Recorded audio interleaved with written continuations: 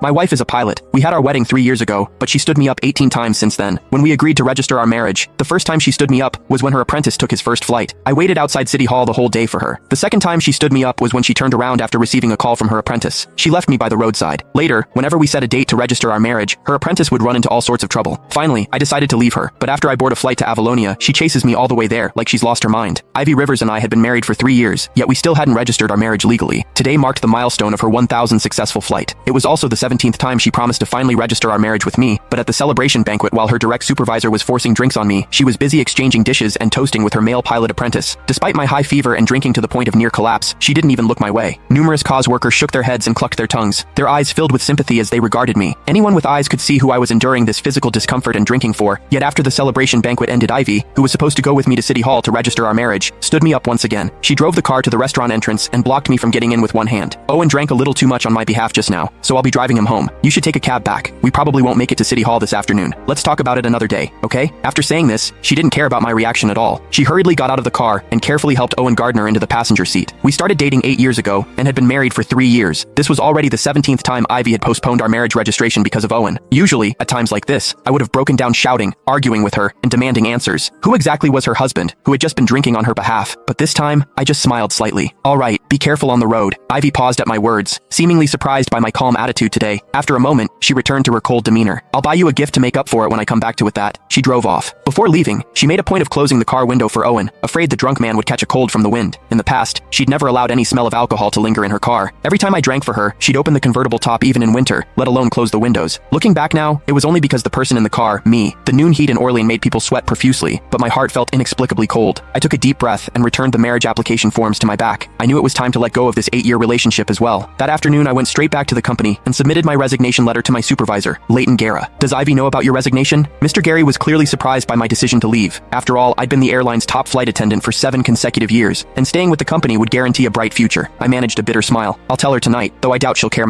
These past few years you two flew new routes to get together, and won company awards together. The CEO even attended your wedding personally 3 years ago. Everyone was so envious, but I suppose Mr. Guerra trailed off with a long sigh, his voice full of regret. Yes, those were indeed beautiful memories, but memories were just memories. We could never go back. After submitting my resignation, I returned home around 10 p.m. The house was eerily quiet and empty. On my phone, a social media post from Owen popped up because he'd specifically tagged me. The caption read, "Special, thanks to my beautiful mentor for staying by my side all afternoon as a thank you. I'm taking her to Marcus Vay's concert tomorrow. Looking forward to it." I knew then that Ivy, who'd said she'd come home at noon, wouldn't be returning. This had happened too many times in our 3 years of marriage. After making myself a simple bowl of instant noodles, I opened my email looking at the job offers from over 10 airlines across different countries. My cursor landed on the one from Meridian Airways in